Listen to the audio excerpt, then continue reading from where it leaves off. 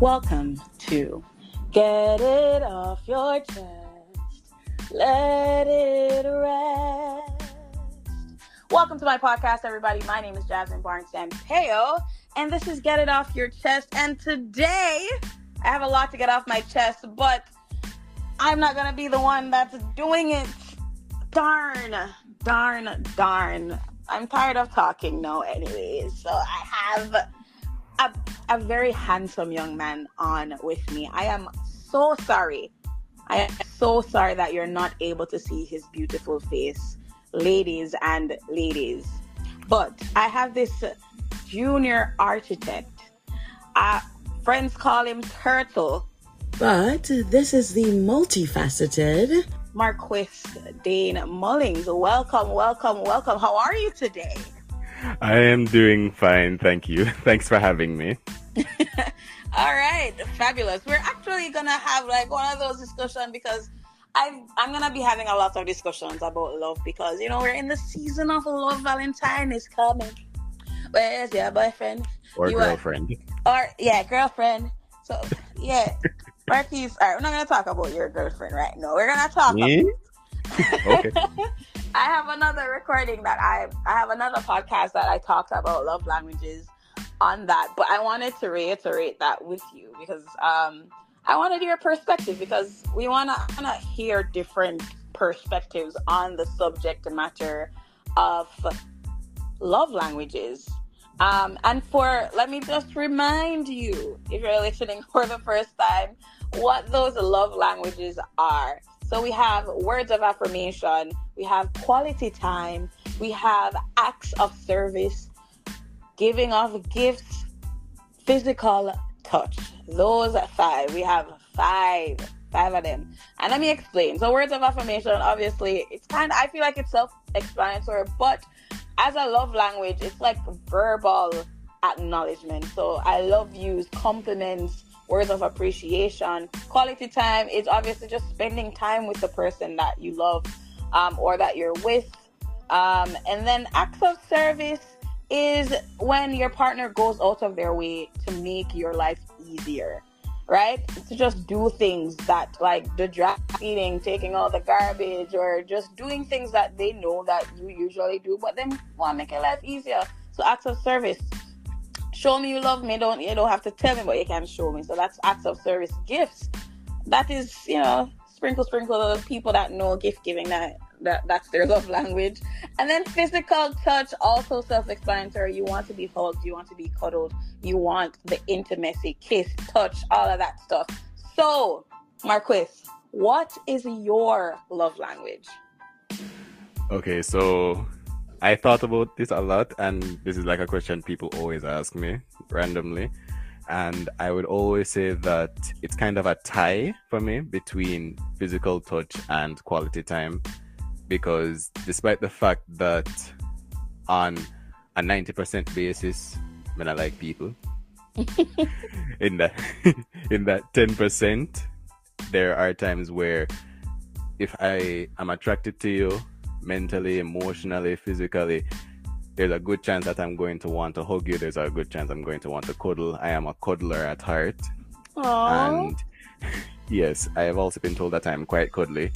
But if I don't get to do that, then just being able to spend time with the person in any aspect, whether it's talking over the phone, seeing them in person, going on dates, those type of things, I really treasure those moments because I get to see you, I get to spend time with you, and you're spending time with me. So it shows to me that you care and you're willing to take time out of your day to spend that with me. So I would say that between those two, I will give quality time a little higher because it's easier, I guess, to do that.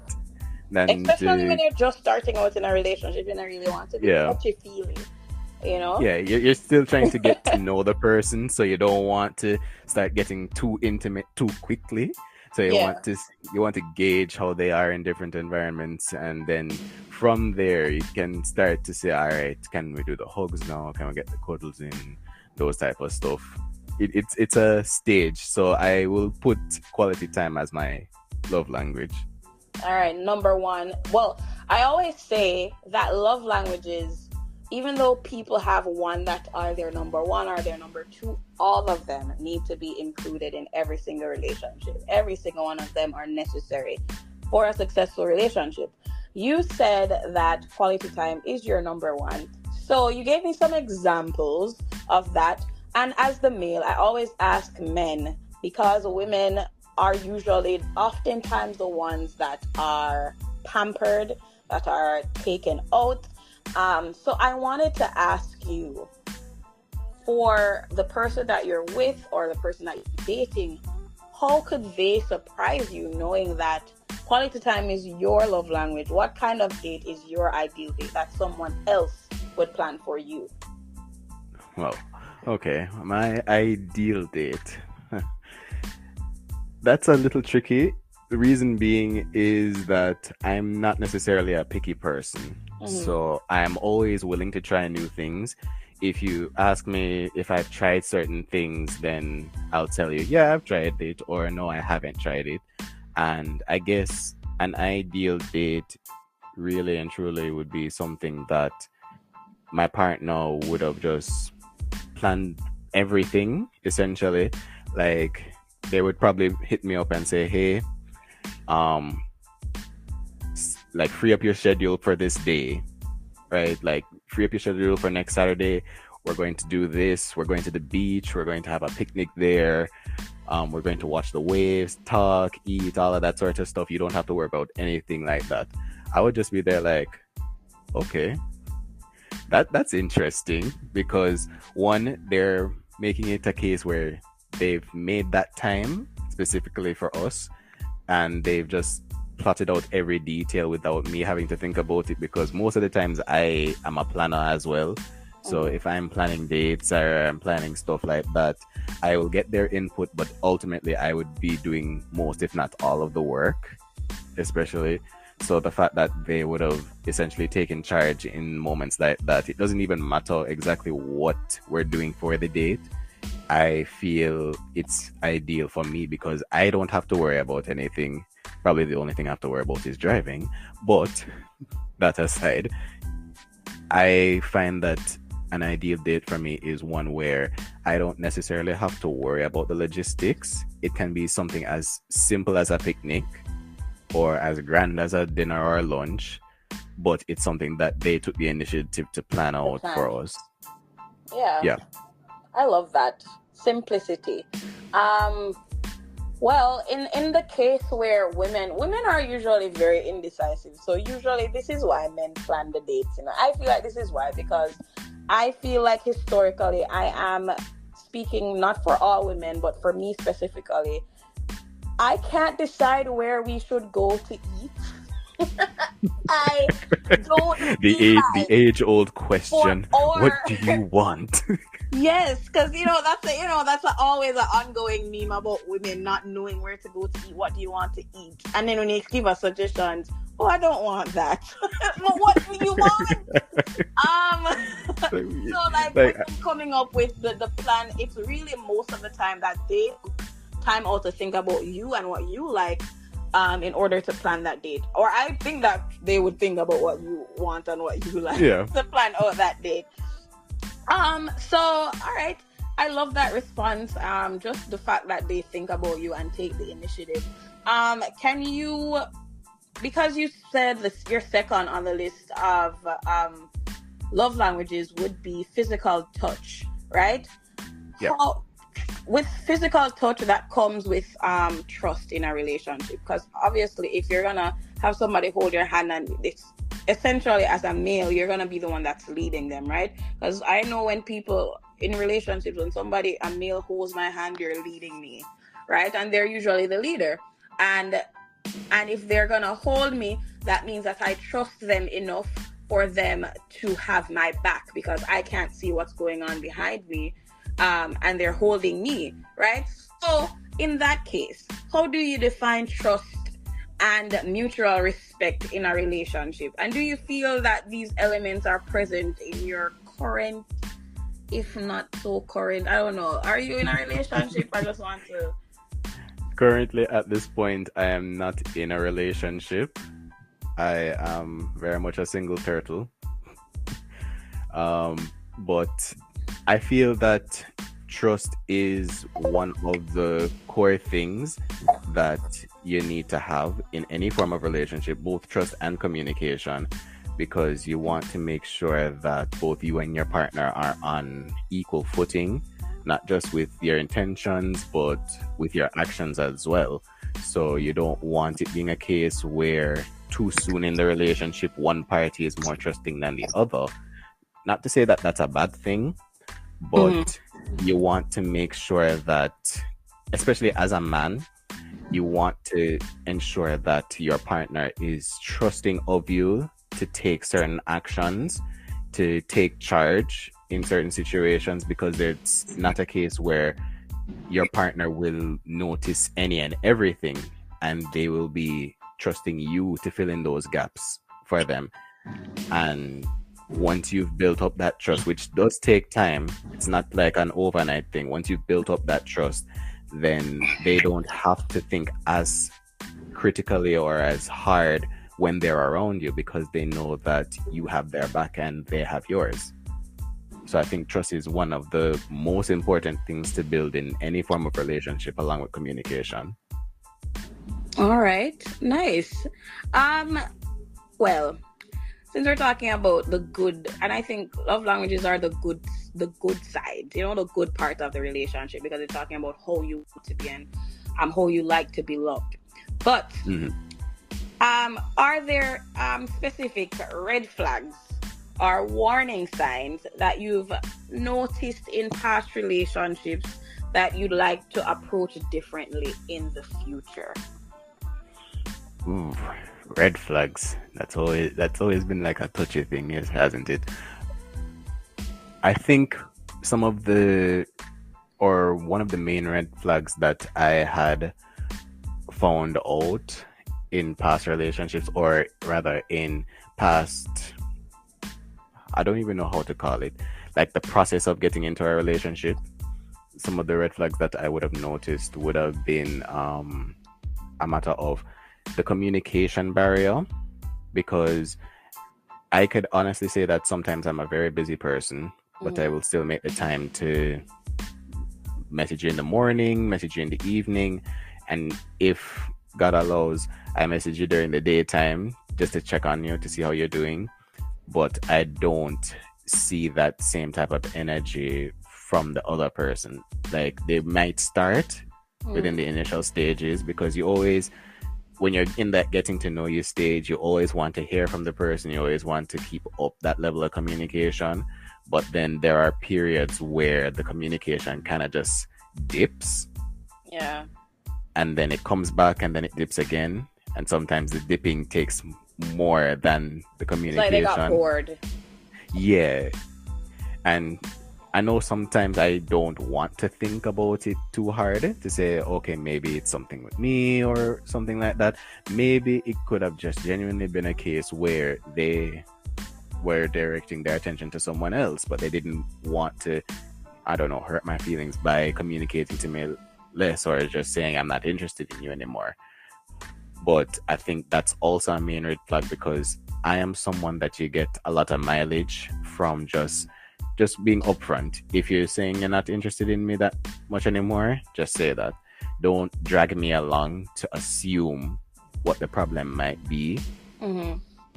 Just be upfront with it, because you get way more mileage out of me. And I think a lot of guys would get a lot more mileage if you just be upfront. And it also goes vice versa, because I'm not saying it's just women that do it. Sometimes guys do it as well to women, where the girl is hella interested in the guy, but the guy is just moving shakier than an earthquake.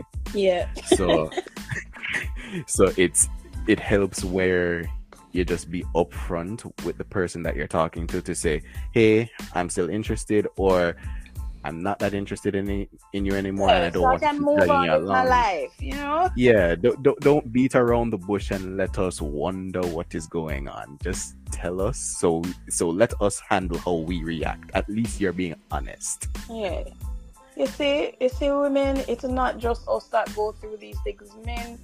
Men go through these things too, and I mentioned this before on my podcast, that sometimes it's not just the woman them are made. Sometimes the man them go through made situations too. And it's so sad that we don't think about them and prioritize their emotions because they say, all right, them a man, him can go on. But I love that you're so open and honest about the fact that, sometimes these things do happen in relationships with your experience, right? Do you have anything else to add to that? No, that was it. much, okay. Yeah, that was pretty much it.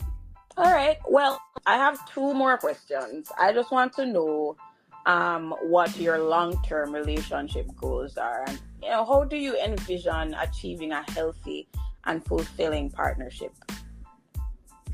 Okay, so long-term relationship goals. Well, obviously, marriage has to be on the table. That has to be the main thing that I would as a man of God. Yes, as a man of God, I am looking towards marriage to my next and hopefully final relationship. I would be looking to marry to have a house with my partner, whether it is something that I renovate or build from scratch. As a junior architect, have a home together. As a junior architect, yes. Build a home together, have kids, hopefully 2. Hopefully have 2 kids and watch them grow. A lot of my family has been pestering me to have twins because we have twins like every generation in my family, so they're hoping and praying that I have twins for the next generations. I can't promise nothing. Here's the hoping and praying. Why do family members? Hey, that's a whole other conversation. That's a different conversation altogether. If I end up having more than 2, that is for my wife to convince me, my wife to be, make she convince me to do that. Not any external source, yes. Yeah, not any external source. My wife has to be the one to convince me otherwise because I'm stubborn. So you have to give me a really good reason to go past 2. Because we can afford it and you are push it out? Yeah, but that is dependent on what our financial status is by then. But that's another thought altogether. That's true. No, I'm just saying if you're in the financial position to afford more than 2 kids and your wife is saying, hey, I want more because I'm the one that's going to push them out, then by all means, I feel like, yeah. Yeah, and just as a side note, a lot of people are there saying that I give off that girl dad vibe, so they're hoping that I have daughters. People projecting, I tell you. I know, right? But it's just a matter of overall finding that partner that I'm able to meet certain milestones on, build an empire together with, whether it's through businesses or just the home that we live in, and leaving with my partner a legacy for our future kids to build up even further from, because I want to leave something for them to continue building up while we're gone. Wow. Well, I feel like that is profound. And if nobody out there does not want to marry Marquis after him say that, just do not flood my DMs. Oh my. Asking me for his number, because I will not give it to you. Well, then again, that is not my responsibility. Who am I to stand in the way of, your future wife? I can't do that, right? Who knows? But my final question is, because you're single, you said you're single right now, single turtle. Because I always want to acknowledge with everyone that's in their single season, that it's not the end of the world to not be in a relationship. However, it's important to take care of you in that season. So, with that being said, how do you prioritize self-care and your emotional well-being, especially as a man, while navigating the complexities of romantic relationships? And it's so funny that you asked me this, because a couple of days ago I had a self-care day. There are times where, especially like whether it's after work or during the weekend, that I just allocate a day every couple of weeks to just me. Not to say that I won't have time for anyone else, but I always try twice a month to give myself a day where I do with it what I want to do. I do the things that make me happy. Whether it's just to sit down and watch some shows all day, whether it's to probably go to a beach by myself, to go out and eat something that I might not have had the chance to try before. I just do things that I know that I will enjoy, and I take myself out. You could call it like a self-care / self-date, something like that. Because a lot of times when people go into relationships, they're so drained from everything that's happening in the world that subconsciously they think that they can get that care to fill in the void solely from their partner. And nothing is wrong with that, but you also have to make certain that you take days for yourself, because maybe your partner is also going through a period of stress or of exhaustion, and so they might not have the energy or the time to spend even if they want to. So sometimes taking days for yourself, doing like those little things that you enjoy, really help. And so it will also incentivize your partner to encourage your self-care days. So when you are in a relationship, let's say you have a bathtub and you want to run a bath for yourself, your partner might come in with like a glass of wine to help treat you, those little things to help enhance your self-care days. Let them see how you take care of yourself so that they can take an initiative to assist you in self-caring, right? But if you don't start doing those things for yourself, then no one else is going to take the initiative to do it for you. Wow, that is profound. I did not know that you were such a wise turtle. I've been told. I feel like that's so correct though, because I always say, and this is me. When I give advice to my friends, I've always been the single one on the end of the spectrum, and I always wonder why they come to me for advice when I'm not the one in the relationship. Obviously, no, I am married. However, in those situations, I always wonder why people just jump out a pot and jump in a fire, which in a case like this, you jump out of a relationship and you go straight into another one. Why not take some time and revel in your singleness and heal? And healing comes through self-care. Healing comes through, I'm going to say this to women, especially women. I'm going to say, if you cannot afford something for yourself, please don't feel like it's necessary for you to request or require that from a man. I'm not saying that men shouldn't take care of women and whatever, but since you're promoting self-care, I really want women to, what Marquis said is that he takes himself on dates. Why can't women take themselves out? If you want to go somewhere, take yourself there. If you cannot afford it, you can do it at home too. You can do self-care at home too. And stop going into relationships as broken people and expecting the relationship to fix you. How are we expecting putting that burden on somebody else when they probably are coming into the relationship broken themselves? So I always try to encourage everybody to just kind of just say, hey, try to fix you before you go into another relationship, because you don't want to be the problem in the relationship. You want to do some self-evaluation. I don't think anyone wants to go into a relationship thinking or believing that they are the problem. So. No, and while you were saying that, I'm just here snapping my fingers like, yes. Yeah, I think that's my notable, that's my only thing that I have to close this off, to just kind of make sure that in your singleness, in the season of love or Valentine's Day, to love yourself. and put yourself first in circumstances, because scripture says you are the head and not the tail for a reason.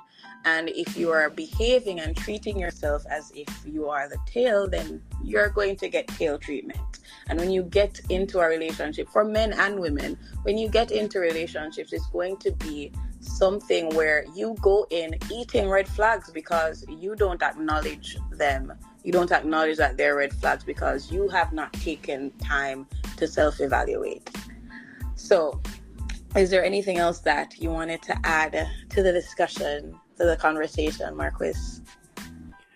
All I would want to end off in saying is know your partner's love language, know your own love language, especially if you are single, and see how best leading up to Valentine's, how best you're able to utilize that, not just for your partner, but also for yourself. Beautifully said. Thank you for joining us today.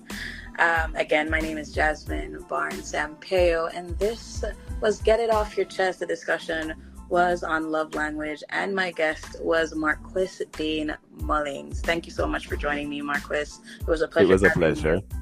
And it was a pleasure to be here. I hope you join again for another discussion. And I feel like that might be a request that's going to come after this. But yeah. Well, if the audience is willing to hear my voice again, then by all means. All right. Well, I enjoyed the conversation, and I hope everyone listening has learned something and can apply something to themselves. But yeah, it's always a beautiful thing when we can get things off our chest and let it rest. Have an amazing day.